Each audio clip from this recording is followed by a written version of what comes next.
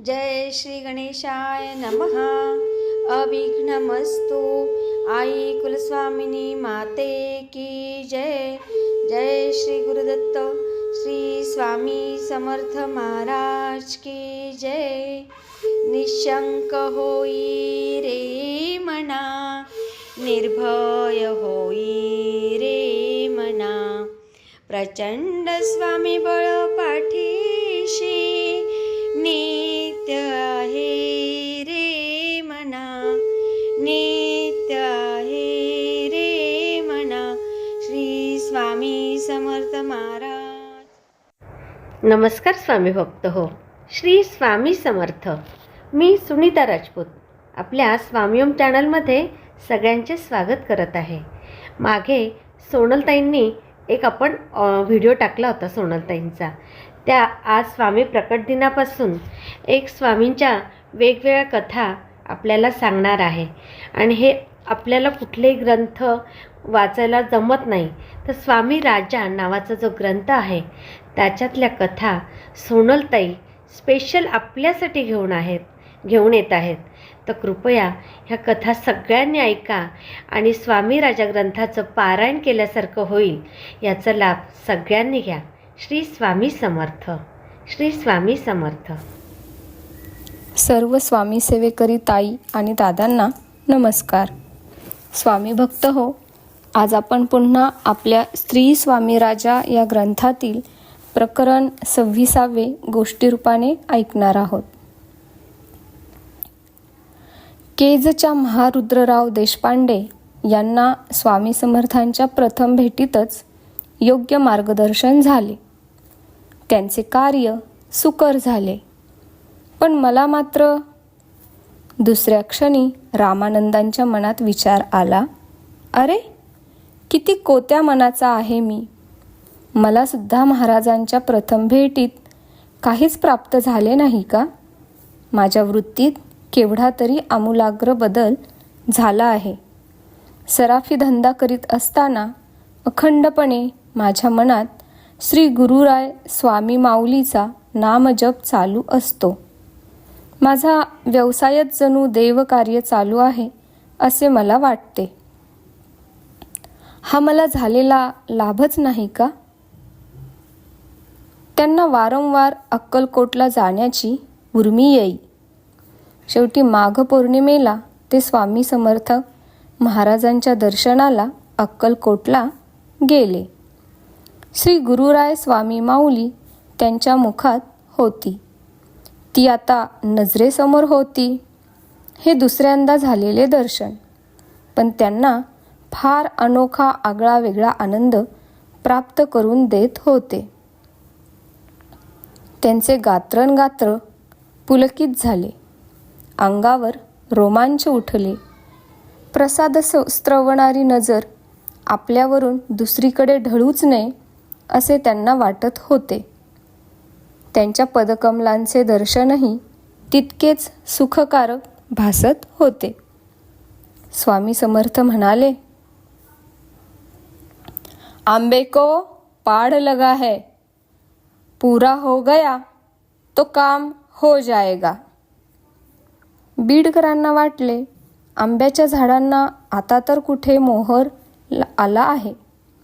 15 दिवसांनी येणाऱ्या शिवरात्रीला महादेवाला आंब्याचा मोहर वाहतात, पण महाराज तर म्हणतात आंबे को पाड लगा है। यात काय गूढ अर्थ असेल? त्यांना चटकन वाटले, त्या वेड्या सरस्वती सोनारणीला हे विचारावे का? ती याचा अर्थ सांगू शकेल। त्यांचा सांशक भाव पाहून तेथे असलेले एक पारशी गृहस्थ म्हणाले, भाई तमारू काम चोक्कस थशे, म्हणजे तुमचे काम नक्की होईल, पण अजून थोडे थांबायला हवे। साहेबजी, उतावळे आंबा न पाके, घाई करून आंबे पिकणार नाहीत। रामानंदांना वाटले, या अक्कलकोटमध्ये साऱ्या हिंदुस्थानाचे दर्शन होते।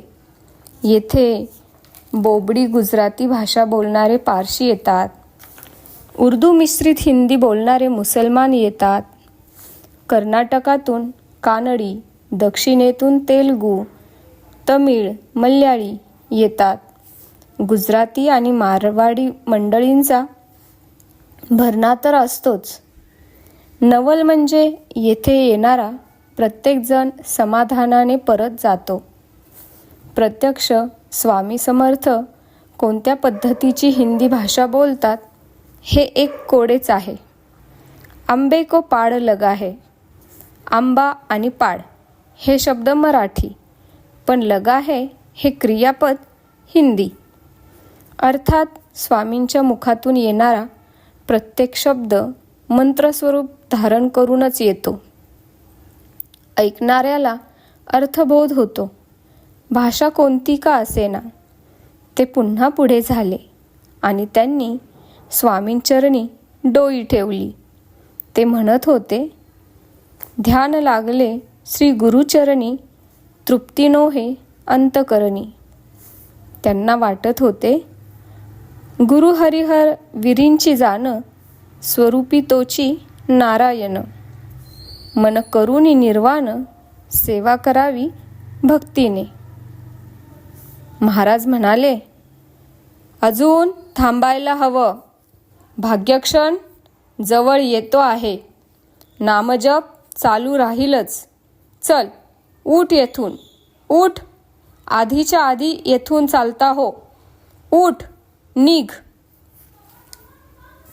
चोळप्पा म्हणाले, अरे वा, हा स्वामींचा प्रसाद समजा व ते म्हणाले आहेत तशी साधना चालू ठेवा. हेही नसे थोडके. या मुक्कामात बीडकरांना महाराजांच्या अनेक हकीकती कळल्या. सोलापूरच्या शिंप्याच्या अंगात असलेला संबंध स्वामींना शरण आला. बागेहाळीच्या रावणावानी याला सर्पदंश झाला होता. ते सर्पविष स्वामींच्या चर्मपादुका त्याच्या डोक्यावर ठेवल्यावर उतरले. भगवंत अप्पा सुतार हा महाराजांचा निस्सीम भक्त. त्याच्या शेतात हुरड्यासाठी आगटी पेटवली. तेव्हा समर्थ त्यात पाण्याच्या चुळा भरून टाकत होते, पण अग्नी विझत नव्हता, तर तो अधिक प्रज्वलित होत होता. हा चमत्कार का? हे आश्चर्य का? की ही स्वामींची सहज लीला? सारेच अगम्य, सारेच कल्पनातीत. विज्ञानाच्या पलीकडेही काही गोष्टी असू शकतात, त्या बुद्धिगम्य नसतात, हेच खरे. महालक्ष्मी मुंबईस जो स्वामींचा मठ आहे तो सद्गृहस्थ रा विनायकराव वासुदेवजी उर्फ काकासाहेब यांनी महाराजांच्या आज्ञेवरून स्थापन केला. स्वामी त्यांना म्हणाले होते, दर्या किनाऱ्यावर बसून आनंद करायचा. या संबंधीची सर्व हकीकत बीडकरांना याच वास्तव्यात कळली. काकासाहेब सुद्धा सुप्रसिद्ध श्रीमंत सरकारी हुद्द्यावर असलेले आसामी. ते स्वामींची कीर्ती ऐकून प्रथम जेव्हा अक्कलकोटला आले तेव्हा त्यांच्याबरोबर त्यांची कुटुंबीय मंडळी व नोकरचाकर अशी बरीच मंडळी होती. ते येत असल्याचे समजल्यावरून अक्कलकोट संस्थानातून सरकारी लवाजमा त्यांना कडबगाव स्टेशनपर्यंत सामोरा गेला होता. आश्चर्य म्हणजे प्रत्यक्ष स्वामी समर्थ बग्गीत बसून कडबगावच्या अर्ध्या वाटेपर्यंत सामोरे गेले होते. हे पाहून काकासाहेब अगदी गहिवरले. काय हे सद्गुरूंचे प्रेम, असे म्हणून त्यांचे डोळे पाणावले. ही उभयंताची प्रथम भेट. काकासाहेबांचा तेथे 3-4 दिवस मुक्काम होता. तेव्हा तसे विशेष काही घडले नाही, पण महाराजांच्या अगम्य लीला पाहून त्यांच्या अंतर्यामी ज्या आनंदोर्मी उसळत होत्या त्यामुळे ते पूर्ण भारावले होते. त्यांना कृतार्थ झाल्यासारखे जाणवत होते. बीडकरांनी उत्सुकतेने विचारले, त्यांना अनुग्रह केव्हा झाला? मठ स्थापनेची आज्ञा केव्हा झाली? तेथे असलेले बाबासाहेब जाधव म्हणाले, ते पुन्हा अक्कलकोटला आले तेव्हा. सकाळी 9-10च्या सुमारास स्वामी मंचकावर पहुडले होते. तेव्हा रावसाहेब ढवळे चौरी वारीत होते व छोटे राजेसाहेब म्हणजे शहाजी राजेसाहेब जवळच होते. एकाएकी स्वामी उठले, नेसलेला पितांबर सोडला व डोक्यापासून पायापर्यंत अंगावर घेतला. अंगातील अंगरखा व डोक्यावरची टोपी काढून फेकून दिली. स्वामींच्या डोळ्यातून तेव्हा घळघळ अश्रुधारा वाहत होत्या व ते म्हणत होते, पंढरीचा विठोबा वाळवंटी, पंढरीचा विठोबा वाळवंटी. व मग ते म्हणू लागले, पंढरीच्या लोका किती मारू हाका, तेथे माझा सखा पांडुरंग. सर्वांच्या मनात पाल चुकचुकली. काहीतरी अरिष्ट घडले आहे, त्याशिवाय महाराज असे उदास होणे शक्य नाही. दुसऱ्याच दिवशी काकासाहेब महाराजांची आज्ञा घेऊन निघाले. तेव्हा बार्शी रोड स्टेशनवर त्यांना कळले की कोणीतरी नतद्रष्टाने पंढरीच्या पांडुरंगावर दगड फेकून मारला व मूर्तीच्या पायास दुखापत झाली आहे. काकासाहेबांचे हात जोडून नतमस्तक झाले. काकासाहेबांनी स्वामींच्या चरणी डोके ठेवले. त्यांना स्वामींच्या विचित्र वागण्याचा बोध झाला. त्यांच्याबद्दलचा आदर शतगुणित झाला. सिद्धपुरुष बनलेला मैदरगीचा जमादार म्हणाला, अहो, महाराजांची आज्ञा म्हणून काकासाहेब मुंबईस महालक्ष्मीला जाऊन राहण्याचा विचारात करत होते. त्यासाठी मुदतपूर्व पेन्शन घेणे भाग होते, पण त्यांना नोकरीमुक्त होण्यासाठी थोडी रदबदली करावी लागली. पुढे ते सहकुटुंब सहपरिवार महालक्ष्मीला राहायला आले व राजाधिराज योगीराज अक्कलकोट स्वामींची महती वाढविण्याचे कार्य यथाशक्ती करू लागले व त्यासाठी त्यांनी मठस्थापनाही केली. बाबासाहेब जाधव म्हणाले, ह्या त्यांच्या उपासनेनंतर काही वर्षांनी समर्थ स्वामींनी संगमरवरी दगडावर लहानशा पादुका उठवून त्या रावसाहेब ढवळे यांना देऊन सांगितले की या पादुका विनायक रावाला दे. त्याप्रमाणे रावसाहेब मुंबईस आले. पादुका पाहताच काकासाहेबांच्या पत्नी आनंदाने म्हणाल्या, अहो, स्वामी समर्थ मला म्हणाले होते की पत्थरावर पैसे ठोक. ही पाहिलीत त्याची प्रचिती? पैसे म्हणजे या पादुका बरं. पुढे लगेचच दत्त जयंतीचा शुभमुहूर्त पाहून पादुकांची यथास्थान स्थापना झाली. बीडकर भारावून म्हणाले, धन्य आहे, धन्य आहे अशा संत महंत अवतारी पुरुषांची.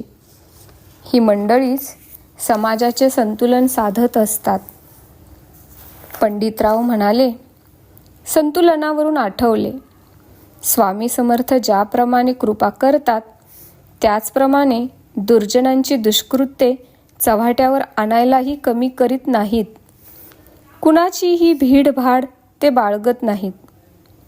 आता महाराज हरिद्वारला गेले होते तेव्हाचा प्रसंग पहा. हकीकत ऐकण्यासाठी सर्वांनी कान टवकारले.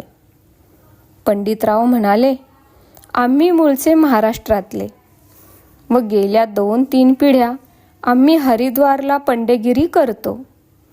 मी सांगतो तो प्रसंग मी स्वतः पाहिलेला आहे.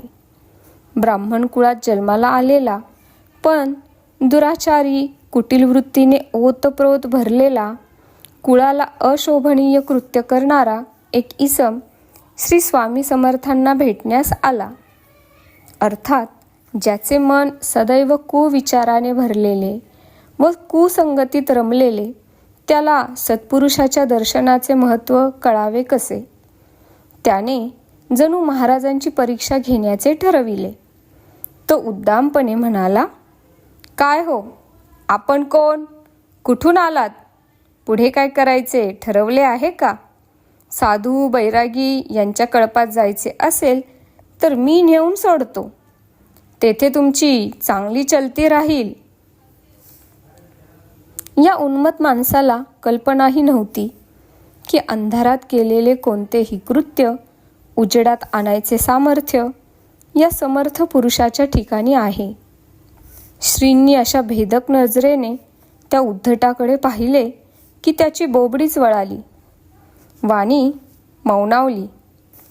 श्री स्वामी महाराज म्हणाले, अरे, स्वतःला ब्राह्मण म्हणून घेणाऱ्या माणसा, काल गोमांसासाठी गोमातेची हत्या करणारा तो तूच ना? तेथे जमलेले इतर लोक हे ऐकताच धास्तावले. अरे, आपण या नतद्रष्टाला ब्राह्मण म्हणून बोलावतो? तो इतका नीच आहे का? त्या सर्वांनी एकमुखाने त्याचा धिक्कार करण्यास सुरुवात केली. तो इसम खजील झाला. स्वामींचे आत्मसामर्थ्य त्याला कळले व तो पश्चाताप दग्ध अंतकरणाने त्यांच्या पायावर गडबडा लोळला व म्हणू लागला, सद्गुरू राया, मी पतित आहे. अज्ञानामुळे माझ्या हातून अक्षम्य अपराध घडले आहेत. आपण मोठ्या मनाने ते पोटात घाला.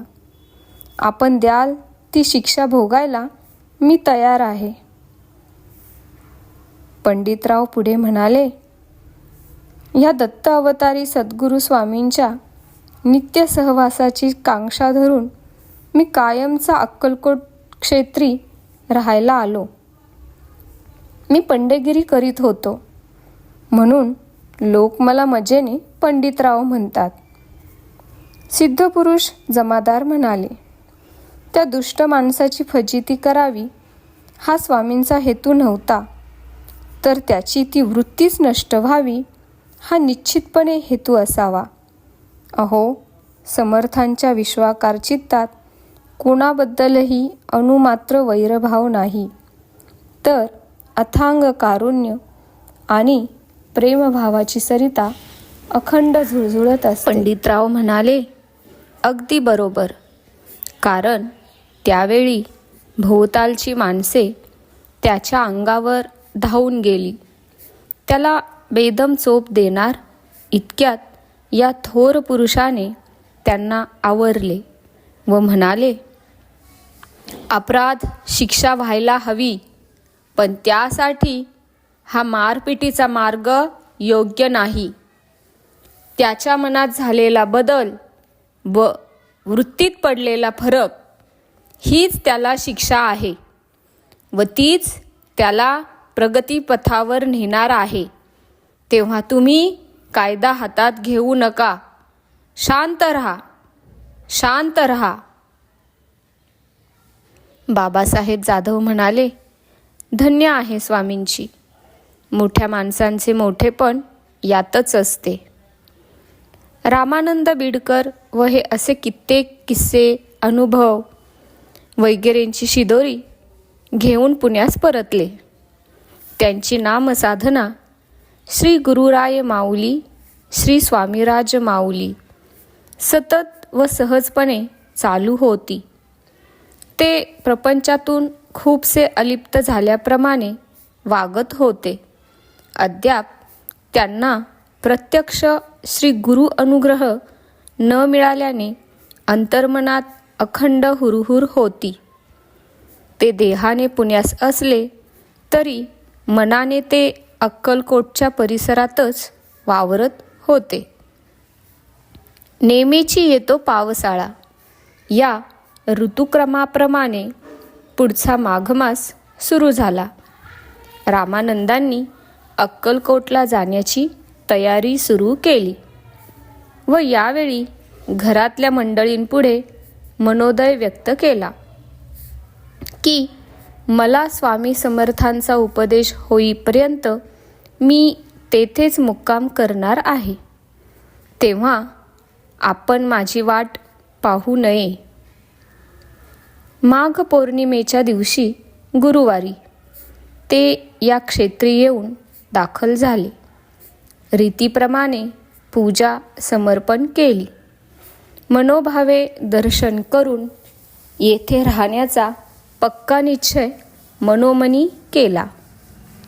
नित्यदर्शन, पूजा वगैरे या व्यतिरिक्त रात्री स्वामींचे पादसंवाहन करण्याची सेवा त्यांनी स्वीकारली होती. सुंदराबाई, चोळप्पा व इतर खाजगीतील सेवेकऱ्यांनी त्यांना मान्यता दिली. त्या रात्री भयावह आश्चर्य घडले. उत्तर रात्र उलटली तरी स्वामी म्हणेनात की आता पाय चेपणे पुरे. बीडकरांची सेवा चालू होती आणि एकाएकी महाराजांच्या 2 गुडघ्यांमधून एक नाग बाहेर पडला. रामानंद थरारले. तो नाग बीडकरांच्या अंगावर फुटकार टाकू लागला. तरी त्यांनी विचलित न होता सेवा चालू ठेवली. एवढे मनोबल कुठून आले कोण जाणे. ही सद्गुरू सानिध्याची निर्भयता होती. श्री समर्थांची स्वारी एकदम उठून बसली. त्यांचा क्रोधायमान चेहरा पाहून रामानंद बीडकर मात्र एकदम घाबरले. त्यांना वाटले, स्वामी आता मला रागाने दूर तर लोटणार नाहीत, शाप तर देणार नाहीत. त्यांना कर्ण परशुरामाची गोष्ट आठवली. कर्णाच्या सोशिकपणाचे कौतुक करण्याऐवजी त्या गुरुने कर्णाला शाप दिला. तसे तर आता घडणार नाही ना. समर्थ रागाने म्हणाले, तू बड़ा राक्षस जिद है. अरे जिद्दी राक्षस, यहाँ से निकल जाओ, चले जाओ. असे म्हणून त्यांनी बीडकरांना एक सणसणीत थप्पड दिली. बीडकर त्या क्षणी मूर्छा येऊन खाली पडले. इतक्यात नित्याप्रमाणे एक निवासी संन्यासी जोहटयोग साधनेसी येथे राहिला होता. तो हुक्का घेऊन तेथे आला. महाराजांना हुक्का देऊन बीडकरांना तशा अवस्थेत आपल्या निवासस्थानी घेऊन गेला. 24 तासांनंतर दुसऱ्या दिवशी पहाटे रामानंद जागृत झाले. ही खरी उपदेश जागृती आहे असे त्यांना जाणवले व त्यांच्या आनंदाला पारावार राहिला नाही. ते लगबगीने समर्थ दर्शनासाठी गेले. त्यांना पाहताच स्वामी कडाडले. अब क्या तेरे बाप का लेना देना है. नतमस्तक होऊन उभ्या असलेल्या बीडकरांना ते म्हणाले, सेवा बनाव, तू सहस्त्र भोजन घाल. ही आज्ञा शिरसावंद्य मानून अत्यंत उल्हसित मनस्थितीत बीडकर पुण्याला परतले. सहस्त्र भोजन घालायचे ते अक्कलकोटलाच स्वामींसमक्ष व स्वकमाईच्या पैशाने घालायचे असे त्यांनी मनोमनी ठरविले. ज्याप्रमाणे त्यांचा सराफीचा उद्योग होता त्याचप्रमाणे अत्तरे, गुलाबपाणी, कस्तुरी इत्यादी सुगंधी द्रव्यांचाही त्यांचा धंदा होता. बीडकरांना वाटले, मला स्वामींनी परमार्थ परिमलाचा लाभ करून दिला. मी निदान त्यांच्या सेवेसाठी सुगंधी द्रव्य अर्पण करायला हवे. त्यांनी शिसवी नक्षीदार पेटी आणून त्यात विविध तऱ्हेच्या विविध सुगंधांच्या अत्तरांच्या कुप्या व्यवस्थित ठेवल्या. या सर्वांची किंमत जवळपास 1000 रुपये होती. या पेटीसह ते अक्कलकोटला निघाले. कुर्डुवाडी स्टेशनपासून घोड्यावर जाणे भाग होते. घोड्यावर ती पेटी त्यांनी व्यवस्थित ठेवली आणि पुढचा प्रवास सुरू झाला. माणूस योजतो एक आणि घडते दुसरेच, याचा अनुभव रामानंदांना आला.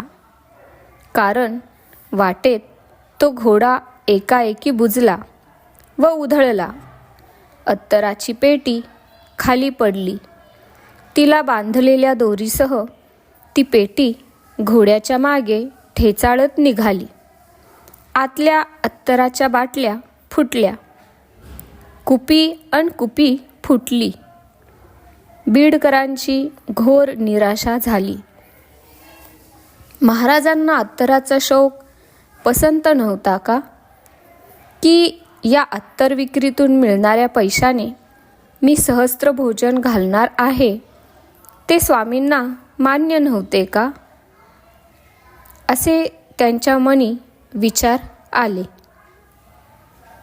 मन नैराश्याने ग्रासले असले तरी त्यांची दर्शन अभिलाषा कमी झाली नव्हती. ते त्वरेने अत्तराच्या पेटीसह अक्कलकोटला पोहोचले.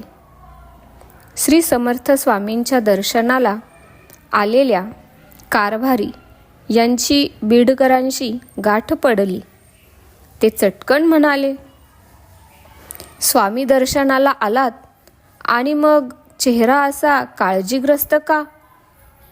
बीडकरांनी सर्व हकीकत सांगितली व आता सहस्त्र भोजन कसे घालायचे ही व्यथा व्यक्त केली. कारभारी म्हणाले, इतकंच ना, मी मदत करतो. शिवाय वानसामान दुकानदाराला द्यायला सांगतो. तुम्ही पुण्याला गेल्यावर सर्व रक्कम पाठवून द्या, म्हणजे झाले. बीडकरांनी मनोमनी हनुमंताला नमस्कार केला व म्हणाले, ही सारी सद्गुरू स्वामी समर्थांचीच कृपा. तुम्हाला त्यांनीच प्रेरणा दिली म्हणून तर माझी काळजी निवारण झाली. आले सद्गुरूच्या मना तेथे कोणाचे चालेना, हेच खरे. सहस्त्र भोजनाचा सोहळा यथासांग पार पडला.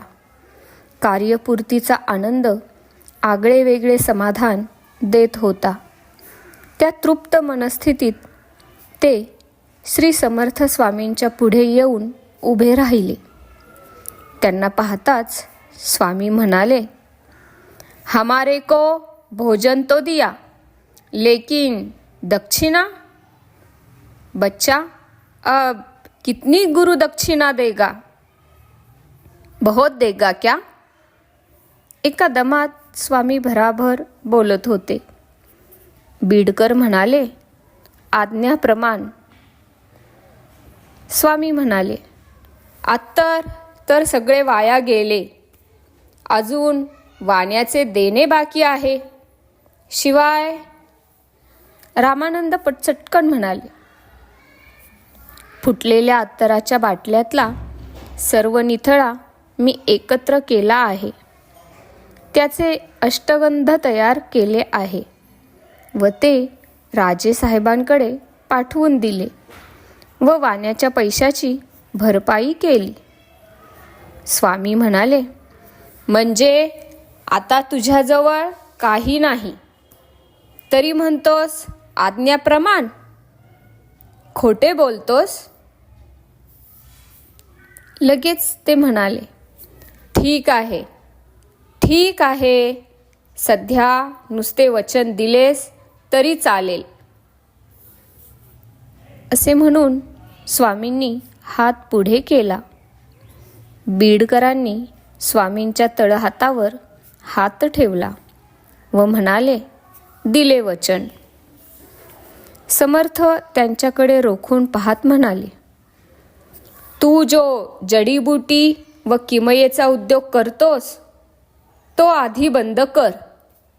हीच माझी गुरुदक्षिणा आहे. हे ऐकताच बीडकरांचे मन चरकले. अरे, या किमयेवर तर मला मान्यता मिळते, पैसा मिळतो आहे व राजाप्रमाणे सन्मान मिळतो आहे. तो संपत्तीचा झरा एकदमच बंद होणार. बीडकर सावधपणे म्हणाले, स्वामी, मी करणार नाही, पण मी माझे शिष्य तयार करीन. माझी विद्या दुसऱ्यांना शिकवीन. समर्थ शांतपणे म्हणाले, राम्या, भूक लागल्याशिवाय कोणाला काही देऊ नकोस. त्या विद्येचा चिवडा होईल. तुला करता आले तर शिष्य तयार कर. बीडकर पुण्यास परतले. त्यांनी शिष्य तयार करण्याचा प्रयत्न केला, पण दग्धबीजाप्रमाणे त्याला अंकुर फुटला नाही. शेवटी त्यांनी तो नाद सोडला.